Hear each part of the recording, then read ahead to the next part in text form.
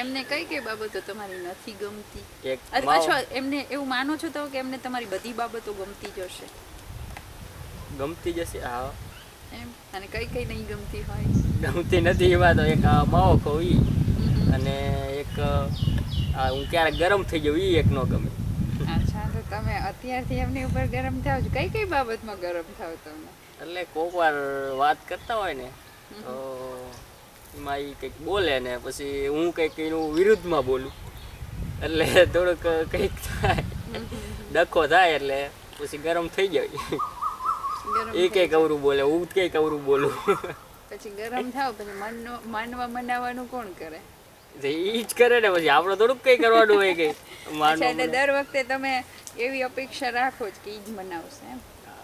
એમ અને મનાવી દે? મનાવી દે. સીધા થઈ જાય એમ ને તમે ગરમ થાવ એટલે?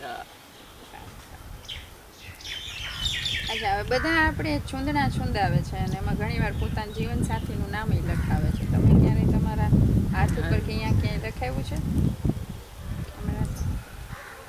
આમ હા, શું નામ છે એનું? સંદીપ? સંગીતા. સંદીપ અને સંગીતા. યસ, બેન. એટલે બંનેનો એસ. બરાબર.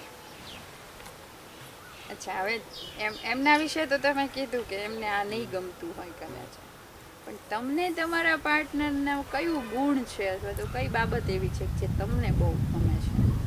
ગમે છે મને તો બધી બાબતો ગમે છે ને. એમને એના અમુક ગુણ હોય, આપણે એને બહુ વખાણ કરી ભાઈ ફલાણું આ અમારે આ છે, પણ એનું આ ભલે આ રહ્યું પણ આ એના લીધે અમે એના બધા અવગુણ છે એ આનેથી દબાઈ જાય છે. આ એનું બહુ સારું કામ છે. એનું કામ એવું છે કે જો હું જે વાત કહું ને સિરિયસલી સ્વીકારી લે, બરાબર. ગમે ત્યાં મેરેજમાં હોય તો મારા ફાધર ગમે ત્યારે અહીંયા જાય એટલે સાડી પહેરવી પડે, એટલે તે હું ફોન કરું એટલે એ માને વાત. એ એક ગુણ મને બહુ ગમે. ઠીક, એટલે એ તમે કહો એને તરત ઓબેડિયન્ટ છે એ તમને ગમે. સરસ. અને આ ગુણ ખરેખર સારો છે. Can you show me tattoo? એ બતાવો એને. But like hold upward? આમ બતાવો.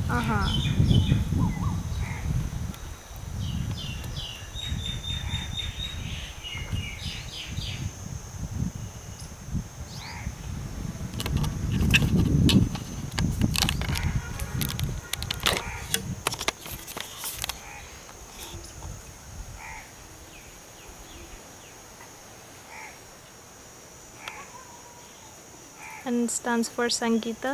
Yes. S for Sandeep, S for Sangeeta. Aww, that's so cute.